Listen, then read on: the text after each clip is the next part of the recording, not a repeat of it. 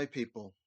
First thing to say, I am not oblivious to the fact that there is a little bit of buzzing, airy noise in the background. I'm not quite sure what that is, but just in case anyone notices it, I am aware of it. Um, I may reboot the computer at some point, and when I can afford it, I'll try and get a microphone because this does happen occasionally. I'm aware of it myself. But my rule of thumb is I don't post a video if I can't hear it myself. So if I can hear it, if it is audible, if not perfect, I'll still post it because it's weighing up an important issue being posted at a particular time versus having a video that has 100% perfect quality. And I don't have that. So I think I err on the side of posting the important issue at the time. So apologies if that is audible. Like I say, when I can afford it, I'll get a microphone. Um, this is actually a follow up to the last video, and I think it's worth mentioning a little bit because it's quite revealing. This Kendall was interviewed by the BBC. It's actually in the link I gave in the last video, so you'll see it in that link, but I'll put it here as well because it's important. And this is what she basically said. She said, for too long, claimants have been written off and they've had a life on benefits. And she wants to help people into work. She said, it's been a long day. This is regarding the voting of the bill. Um, and she got into this very, I thought, condescending narrative about how work is good for your mental health and how the history of the Labour Party is about getting people into work um, and about work.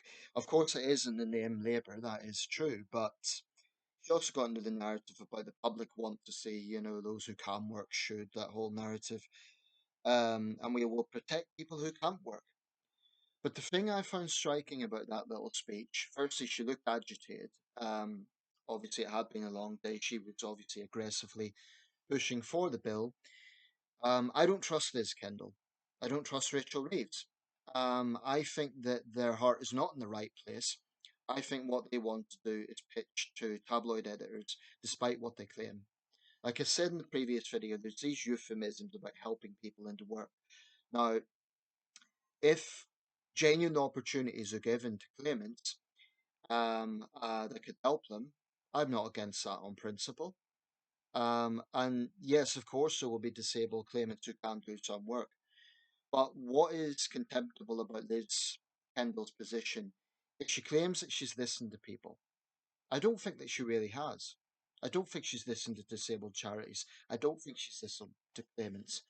Because if she had, she would understand that it is precisely the rhetoric of politicians like her that is causing them anxiety.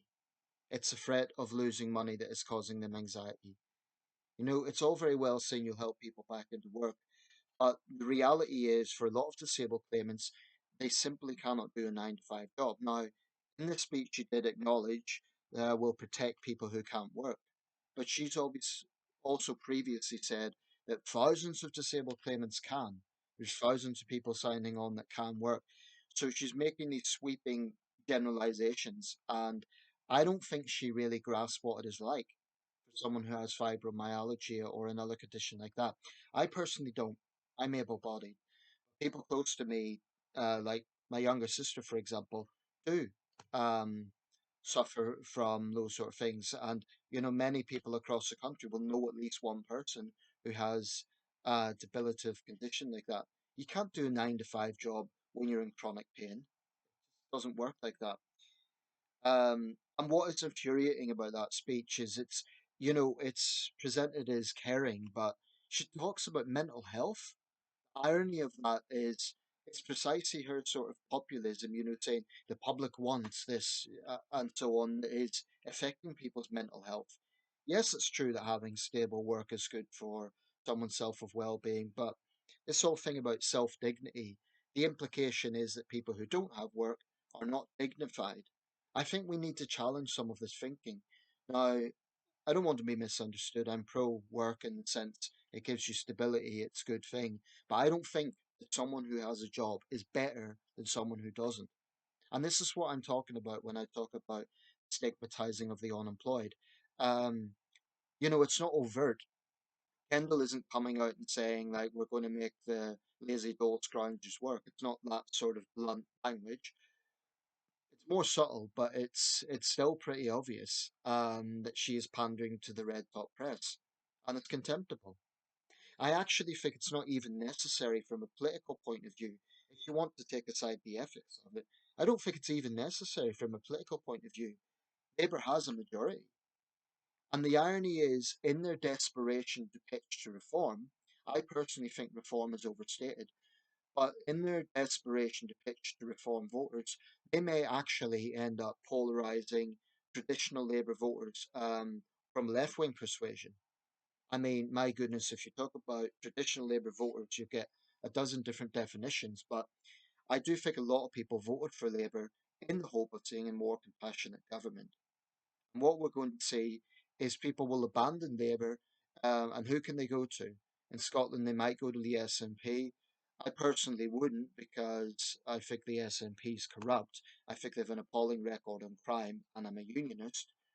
Um, they might go to the Greens, they might go to the Liberal Democrats, but Labour's going to lose actually a lot of left wing voters. And the irony is they think that they need to pitch to reform. It may be in some red wall seats, yes, they need to address issues like immigration. But I think it's a mistake to think that they need to be taking this approach. It's very on Labour. Yes, Labour is the party of work, but Labour was also the party that set up the welfare state. And here we have a Labour government that's weaponising it.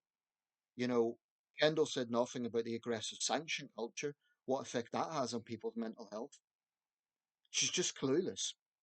I've heard that her job may be on the line. I don't think so. I think Starmer will stick by her because I think Starmer, along with Kendall and Reeves, shares their ideology on this. I'm just so sick of politicians scapegoating the unemployed and making these sort of generalizations. Um, of course, the life and benefits isn't good. Of course, it's better that people are on work. But the stigmatizing comes from these blanket generalizations by punitive sanctions culture and by distortion in the red top press. It isn't just politicians. The editor of the Daily Mail, the editor of the Express, the editor of the Sun, they are absolutely contemptible in the way they talk about claimants, the way they vilify claimants. Um, it's disgusting, actually. So I'm going to wrap this one up, but I think that I don't trust Liz Kendall at all. I don't think her heart's in the right place. I think she is interested in being as hardline as possible, and she'll use euphemistic language to dress it up like, well, I've listened to people and I understand. No, you don't. You absolutely do not understand, Liz Kendall. You are a career politician who is only interested in being as hardline as you possibly can because you think it will appeal to reform voters. Here's the thing, incidentally. If anyone's angry with Labour about this and they think of voting reform in protest at something like this, I've no doubt reform will be in red wall seats. They will be talking about Labour's welfare reforms, and they may even be clever enough to talk about the cruelty of it. One thing is for certain, you absolutely cannot trust the Reform Party to be more compassionate on this. They'll be even more hardline than the Tories. In fact, they'll be maybe the most hardline party of all. I don't think they're showing it right now because I think their strategists are sort of thinking there's a lot of people in Labour that are not happy about this. There's a lot of people who are signing on, and they may be trying to get their votes. So I don't think reform's going to come out all guns blazing and saying we need to crack down on the unemployed. I think they're biding their time. If they ever got into government, I think we would see. Um, I think it would be merciless. I think they would make Labour and the Tories look almost moderate, and that's saying something.